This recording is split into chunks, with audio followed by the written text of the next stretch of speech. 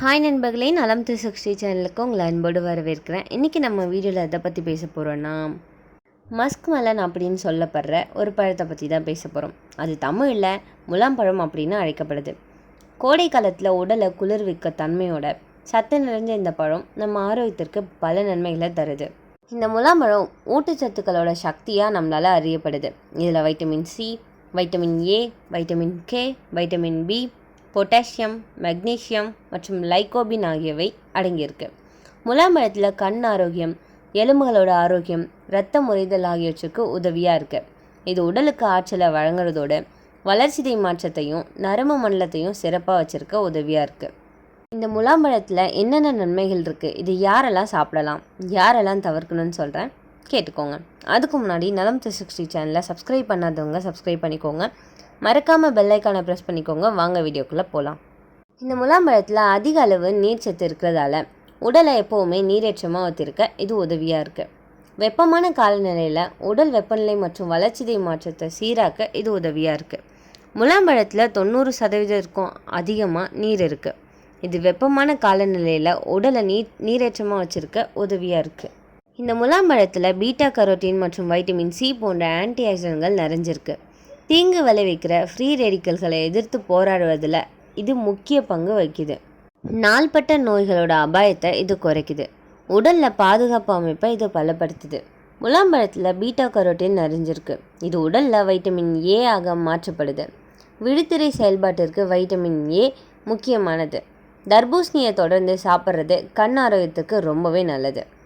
அதுபோல தான் இந்த முலாம்பழமும். இதை சாப்பிட்றதால நம்ம கண்ணுக்கு அவ்வளோ பெனிஃபிட் இருக்குது. முலாம்பழத்தில் நார்ச்சத்து நிறையவே இருக்குது. இது செரிமானத்தில் முக்கிய பங்கு வகிக்குது. குடல் இயக்கத்தை எளிதாக்குது. குடல் பாக்டீரியாக்களோட வளர்ச்சியை ஊக்குவிக்குது. செரிமானத்தை சீராக்குது. இரத்த அழுத்தத்தால் பாதிக்கப்பட்டவங்களுக்கு முலாம்பழம் ஒரு பயனுள்ளதாக இருக்குது. இதில் உள்ள பொட்டாசியம் இரத்த அழுத்தத்தை குறைக்குது. முலாம்பழம் சுவையில் இனிப்பாக இருந்தாலும் கலோரிகள் ரொம்பவே குறைவாக இருக்குது. எனவே காலை உணவாக இதை எடுத்துக்கொள்ளலாம். இதில் உள்ள நார்ச்சத்து வயிறு நிரம்பிய உணர்வை உண்டாக்கும், பசியை உண்டாக்காது. இதனால் இதில் இருக்கிற விதையோட பொட்டாசியம் கொழுப்பை குறைக்க உதவியாக இருக்குது. எனவே உடல் எடையை குறைக்க விரும்புகிறவங்க இதை தேர்வு செய்யலாம். ரொம்பவே நல்ல தேர்வுன்னு சொல்லலாம். முலாம்பழத்தில் உள்ள ஆன்டிகோகுலண்ட் பண்புகள் இதில் உள்ள அடினோசின் இரத்தத்தை மெலிக்க உதவுது. இதனால் இதய நோய்கள் வருவதை குறைக்க முடியுது. இந்த பழம் புற்றுநோயை தடுப்பதிலும் பயனுள்ளதாக இருக்குது. இதில் உள்ள வைட்டமின் சி மற்றும் பீட்டா கரோட்டின் புற்றுநோயை உண்டாக்கும் ஃப்ரீ ரேடிக்கல்களை எதிர்த்து போராட உதவியாக இருக்குது. இதன் விளைவாக உடல் செல்கள் சேதமடையாது. சிறுநீர் எரிச்சல் இருக்கவங்க இதை சாப்பிட்றதால உடனடி தீர்வு கிடைக்கும். நீர் வேட்கையை தணிக்கும். சித்த மருத்துவத்தில் முலாம்பழ விதைகளை தனியே எடுத்து உலர்த்தி அரைக்கப்பட்டு மருந்து பொருட்களோட சேர்த்து தரப்பட்டிருக்கு. காரணம், இதோட விதைகளுக்கு வயிற்றுப்புழுக்களை கொல்லும் சக்தி இருந்திருக்கு. பெண்களுக்கு ஏற்படும் வெள்ளைப்படுதல் பிரச்சனைக்கு இது ஒரு நல்ல நிவாரணியாக கருதப்பட்டிருக்கு. சரியான உணவு பழக்கமின்மையால் அதிக மருந்துகள் எடுத்துக்கொள்ளுதல் ஆகியவற்றால் பலருக்கும் வயிற்றுப்புண் எனப்படும் அல்சர் பிரச்சனை இருக்குது. இவங்க இந்த பழத்தை தொடர்ந்து சில நாட்கள் சாப்பிட்டு வந்தால் வயிற்றுப்புண் பூரண குணமடையும்.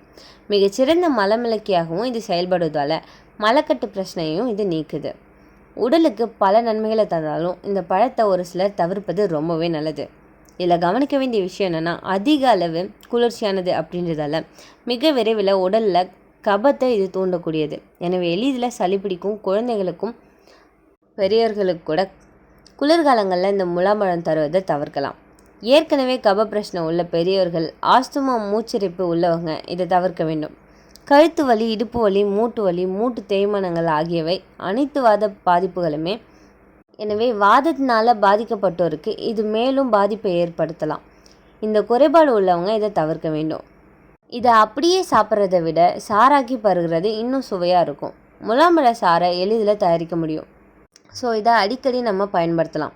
அதுக்கு முலாம்பழம் ஒன்று, பால், சர்க்கரை இல்லாட்டி தேன் தேவையான அளவு எடுத்துக்கோங்க. முலாம்பழத்தை நல்லா தோல் சீவி விதைகளை எடுத்துட்டு சின்ன சின்ன துண்டுகளாக வெட்டி கொள்ளுங்க. பழத்துண்டுகளை மிக்சியில் போட்டு பால் அல்லது சர்க்கரை இதை சேர்த்து பிறகு கொஞ்சமாக தேன் சேர்த்து இதை அரைக்கும். முலாம்பழ சாறு தயார். இந்த முலாம்பழ சாறில் அதிக அளவு குளுக்கோஸ் இருப்பதால் உடனடியாக நம்ம உடம்புக்கு ஆற்றலை அளிக்குது. இந்த மஸ்க் மெலன் தண்ணீர் சத்து அதிகம் கொண்டது. கோடைகால வெப்பத்தில் உடல் சூட்டை குறைச்சி தாகத்தை போக்குது. வைட்டமின் ஏ மற்றும் வைட்டமின் சி, பொட்டாசியம், நார்ச்சத்து அதிகம் இருக்கிறதால கண் பார்வை, தோல் ஆரோக்கியம், நோய் எதிர்ப்பு சக்தியை அதிகரிக்கும். நார்ச்சத்து அதிகம் இருக்கிறதால மலச்சிக்கலை தடுக்குது. வயிற்றெரிச்சல், அமிலத்தன்மை குறைய இது உதவியாக இருக்குது. பொட்டாசியம் அதிகம் இருப்பதால் இரத்த அழுத்தத்தை கட்டுப்படுத்துது. கொழுப்பு சேராமல் இதய நோய் அபாயம் குறையுது. இதில் கேலரி அதிகமாக இல்லாததால் நம்மளோட டயட்டில் இதை ஈஸியாக சேர்த்துக்கலாம். வயிறு நிறைவாக உணர இது வைக்குது. எடை குறைக்க ரொம்பவே உதவியான ஒரு பொருள்னு சொல்லலாம். ஃபோலேட் ஆசிட் நிறைவாக இருக்கிறதால குழந்தையோட மூளை வளர்ச்சிக்கு ரொம்பவே நல்லது. கர்ப்பிணி பெண்கள் இதை அடிக்கடி சாப்பிடலாம். குறைந்த கிளைசமிக் இண்டெக்ஸ் இருப்பதால் அளவாக சாப்பிட்டா இரத்த சர்க்கரை அதிகரிக்காது. வைட்டமின் சி கொலாஜன் உற்பத்தியை தூண்டி தோல் இளமையாக வச்சுருக்குது.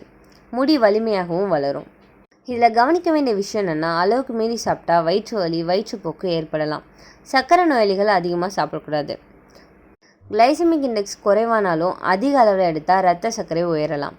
குளிர்ச்சி அதிகம், சளி இருமல் உடையவங்க அதிகமாக சாப்பிட்டா பிரச்சனை ஏற்படும்.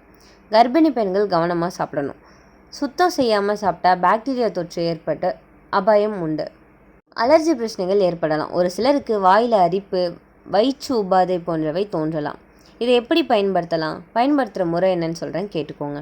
இந்த முலாம்பழத்தை சுத்தம் செஞ்சு விதையை நீக்கி சாப்பிடணும். Juice, salad, smoothie, milkshake போன்ற பல வடிவங்களை இதை நம்ம எடுத்துக்கொள்ளலாம். குளிர்சாதன பெட்டியில் அதிக நாட்கள் வைக்காமல் உடனே சாப்பிட்றது ரொம்பவே நல்லது. மஸ்கு மெலன் ஒரு சிறந்த கோடைப்பழம் தான். உடலுக்கு தேவையான சத்துக்கள் அளிக்குது. ஆனால் அளவு முக்கியம். அளவோடு சாப்பிட்டா நன்மை, அளவுக்கு மீறினால் தீமை. நீங்கள் இந்த மஸ்கு மெலனை உங்கள் குழந்தைங்களுக்கு எந்த ரெசிப்பியில் செஞ்சு தருவீங்கன்னு கமெண்ட்டில் சொல்லிவிடுங்க. இந்த வீடியோ உங்களுக்கு பிடிச்சிருந்துச்சுன்னா லைக் பண்ணுங்கள், ஷேர் பண்ணுங்கள். மறக்காமல் நம்ம சேனலை சப்ஸ்கிரைப் பண்ணுங்கள். இன்னொரு அற்புதமான வீடியோவில் சந்திக்கிறேன். பாய்.